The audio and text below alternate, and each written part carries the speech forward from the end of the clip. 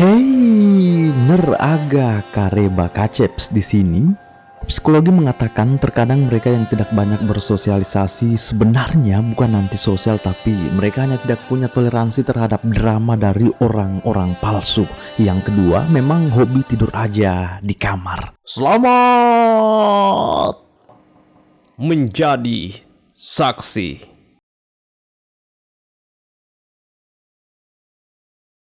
Cerita dimulai dengan melihat gadis cantik bening mempesona bernama Sahra sedang dalam perjalanan menuju rumah neneknya Nini. Sebab ia telah mendapat telepon dari nenek bahwa ada keadaan darurat. Buru-burulah Sahra ke sana. Setibanya di rumah nenek, Sahra malah tidak melihat siapa-siapa di sana. Ditelepon-telepon tidak diangkat-angkat juga, entah nenek Nini kemana. Tak berselang lama, ada seorang pria menghampiri Sahra. Pria ini datang memberitahu jika nenek Selima juga tidak ada di rumah. Nah, siapakah pria ini? Ia adalah cucu nenek Selima bernama Denis. Sedang Sahra sendiri ya sudah jelas cucu dari nenek Nini. Nenek Nini dan nenek Selima itu tetanggaan. Bukan cuma tetanggaan, tapi mereka berdua sahabat sehidup semati. Namun yang jadi pertanyaan di sini, mereka berdua kira-kira kemana? Denis memberitahu Sahra jika dirinya buru-buru kemari karena neneknya Selima telah nelpon, katanya kondisinya tidak baik-baik saja. Nah, karena mereka berdua ini sama-sama panik, takut nenek mereka kenapa-kenapa di dalam sana, Denis pun menitip helmnya ke Sahra dengan sikap agak kasar lalu naik ke atas loteng untuk mengecek jendela, tapi terkunci juga. Sahra makin panik, tak pikir panjang ia langsung memecah jendela pakai helmnya Denis.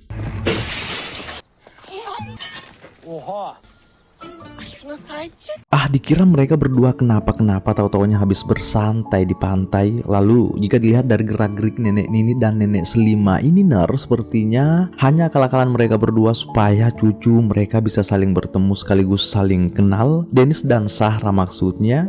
Denis serta Sahra di sini sempat ngomel sebagai cucu karena mereka berdua merasa diprank, apalagi Sahra sedang sibuk-sibuknya di kantor kan, datang jauh-jauh ke sini ternyata hanya dikerjain nenek. Yang parah tuh nenek Selima yang membohongi cucunya Denis jika sudah sekarat, makanya Denis buru-buru kemari bahkan hampir menyerempet mobil Sahra di jalan tadi. Selain Denis jengkel ke neneknya, ia juga jengkel ke Sahra telah melempar helmnya. Kata Sahra, "Tenang om, nanti saya ganti." Bagaimanapun cucu tetaplah cucu, nenek tetaplah nenek. Sahra memeluk nenek ini merapikan rindu sebab sudah lama sekali tak ketemu. Begitupun dengan Denis di sebelah.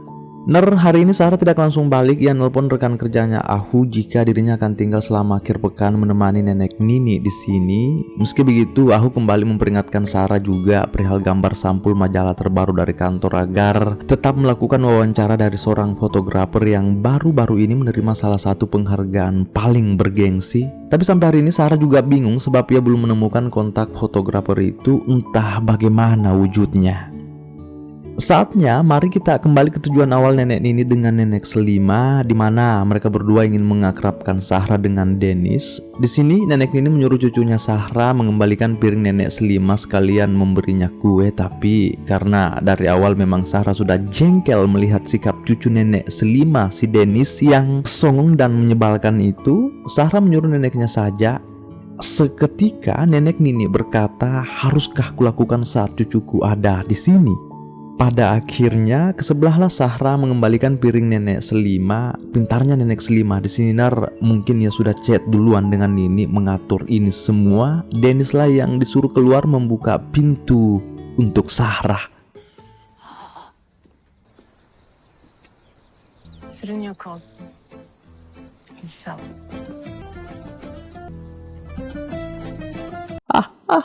Lucu-lucu juga nenek mereka ini Di suatu pagi nenek Selima pusing 7 keliling karena satu kucing kesayangannya tidak mau turun dari pohon.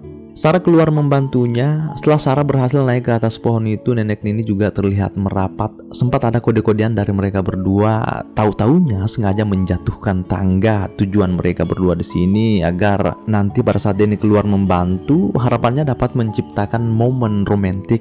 Malah yang hadir bukan momen romantik. Pada saat Denis mengambilkan tangga untuk Sahra, Sahra malah ngomel tak mau dibantu.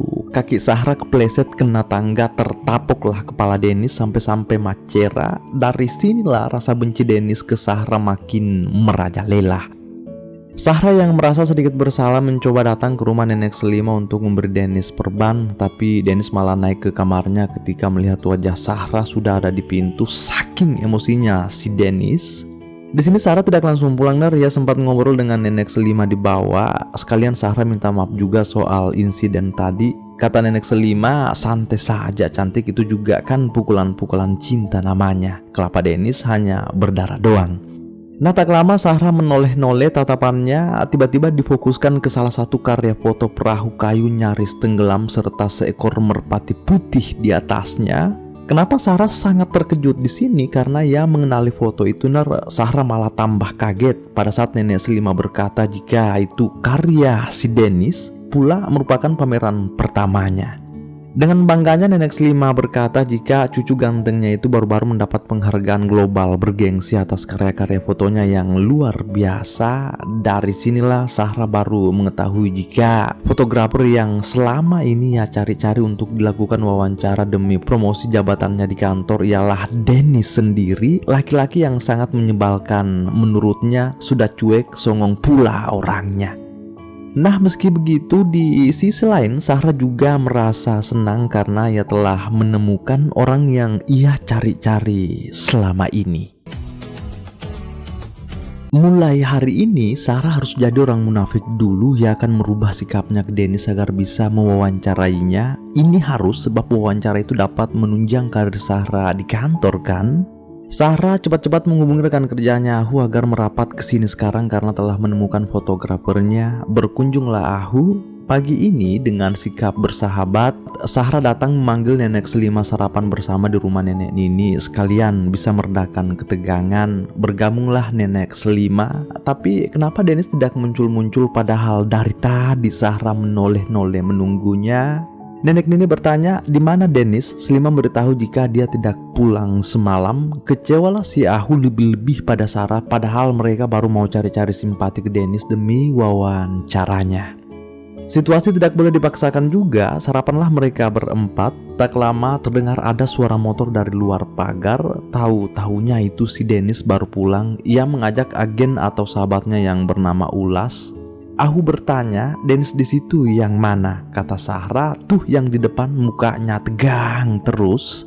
Setelah bertemu nenek Selima, Ulas dan Dennis datang bergabung di serambi nenek Nini. Sahra di sini meminta Dennis untuk tinggal sebentar. Ada sesuatu yang ingin diberi, yaitu helm pengganti Dennis yang habis dilempar Sahra. Kata Sahra, silahkan buka sendiri manis, itu juga sebagai permintaan maaf. Namun siapa yang menduga Ahu salah pesan, helmnya unyu-unyu bermotif bunga. Kata Dennis, wow keren sekali helmnya, terima kasih, ini sangat cocok dijadikan pot bunga. Mendengar itu keluar dari mulut Dennis, Sahra ingin sekali berkata kasar, untung masih bisa ditahan. Di esok harinya Sahra dan Ahu datang ke tepian tempat Ulas bekerja. Mereka berdua kemari sebab mau meminta tolong ke Ulas perihal wawancara dan pemotretan sampul majalah Sahra. Temanya adalah mode berkelanjutan, yaitu pemotretan untuk industri ramah lingkungan bernuansa segar alami, perpaduan antara masa lalu dan masa depan. Meski sederhana tapi terlihat canggih dan nyata. Kata Ulas, Dennislah ahlinya jika soal begituan. Di tengah-tengah obrolan mereka, kebetulan sekali Dennis juga datang kemari. Berdirilah Ulas membujuk sahabatnya Dennis agar bisa menolong sekaligus menemani Sahra memotret di Babakale. Tempatnya sangat recommended, pemandangannya keren. Sahra di sini sangat yakin jika Dennis pasti tidak mau membantunya. Namun siapa sangka Dennis berubah pikiran setelah dibujuk sahabatnya Ulas. Kata Ulas, satu-satunya tujuan kita diciptakan yaitu berguna untuk sesama. Berangkatlah mereka berdua sementara Ahu memilih tinggal di tempat Ulas.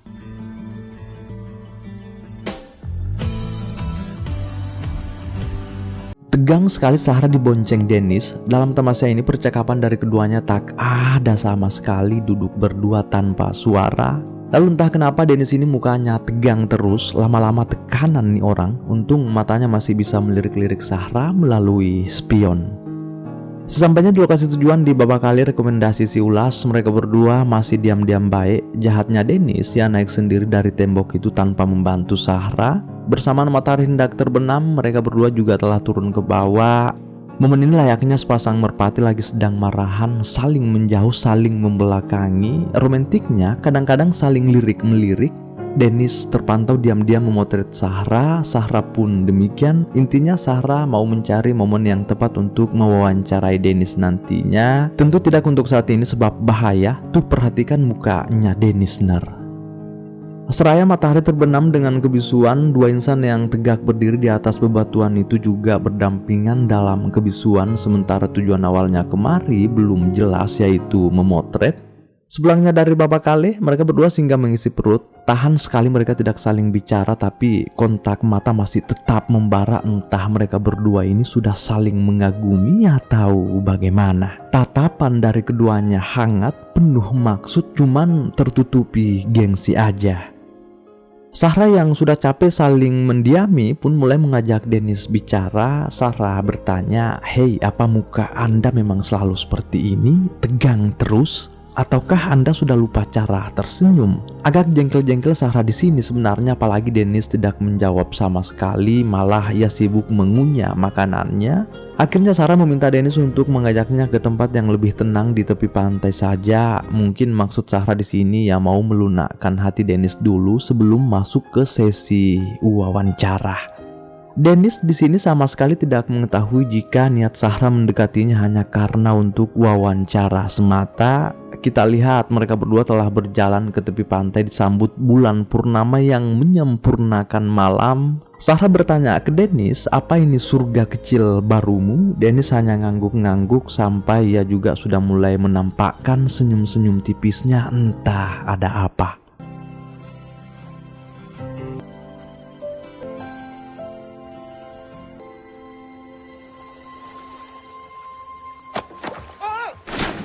Saya kira langsung digas, tahu-taunya Sahra malah membuang Dennis ke laut. Agar berlaku adil, Sahra juga terjun ke air.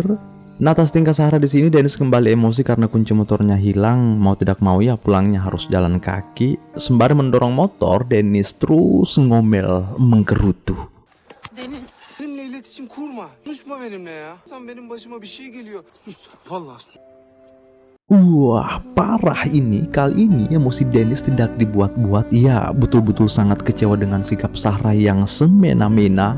Pula di sini sudah besar rasa bersalah Sahra tergambar dari air matanya.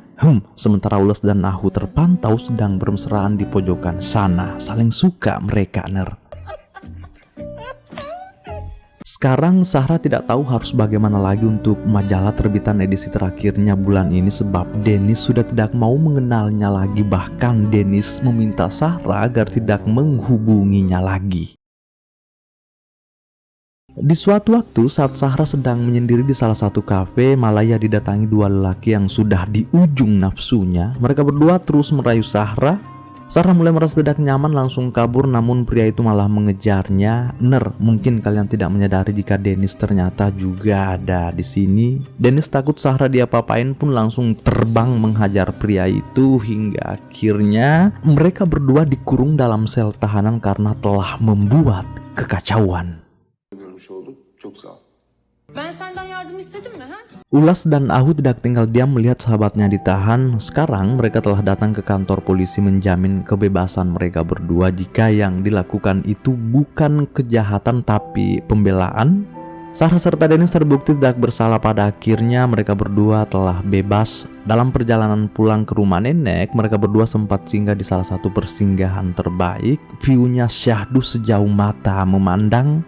Saat turun dari motor, tidak ada kopi, tidak ada kue. Sahra tiba-tiba marah ke Dennis. Sahra betul-betul meluapkan semua emosinya di sini. Sahra merasa kenapa sejauh ini Dennis sangat kaku, sangat cuek, tidak peduli dan sama sekali tidak bisa dimintai bantuan.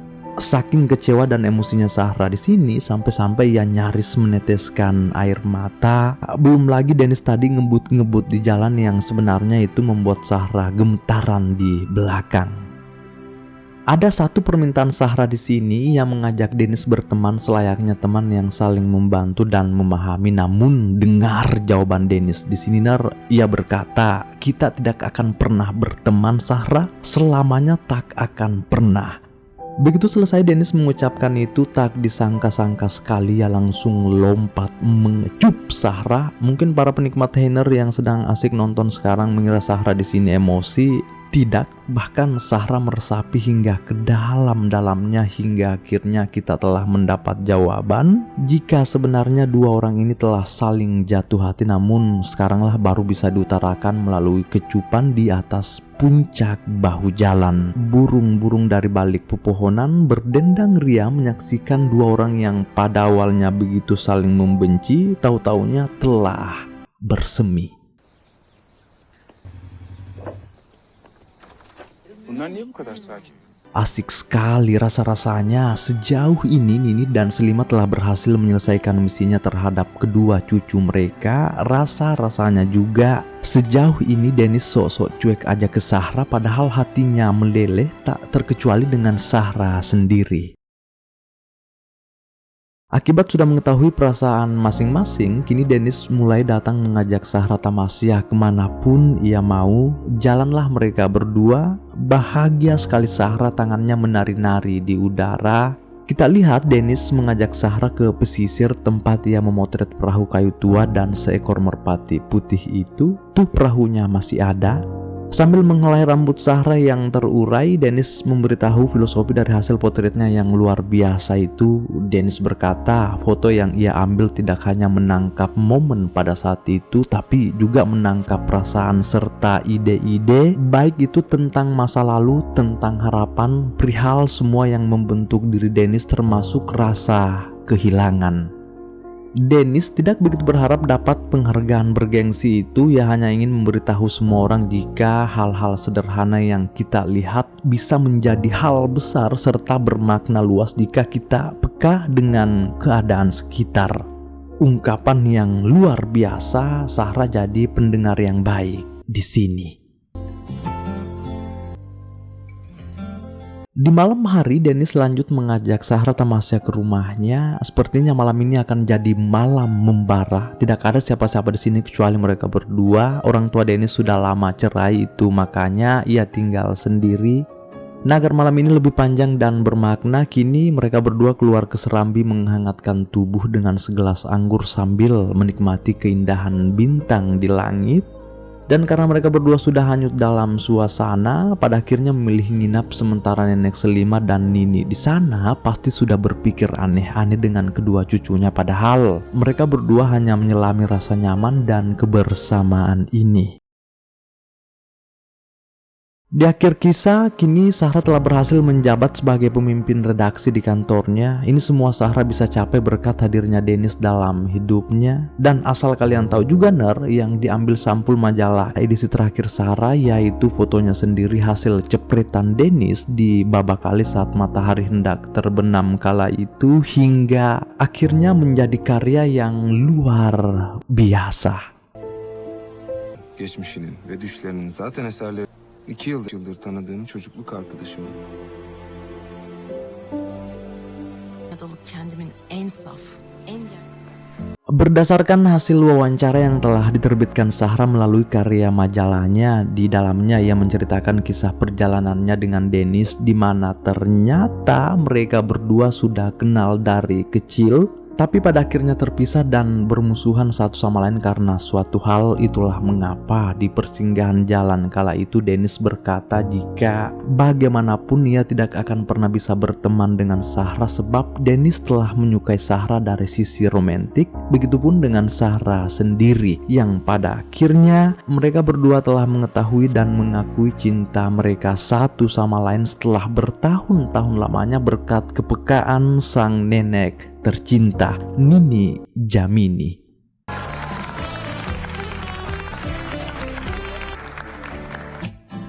Kini telah usai. Hal apakah yang bisa kita petik dari kisah Sahra dan Dennis? Tulis di kolom komentar ya. Selamat bersua di video selanjutnya. Bye.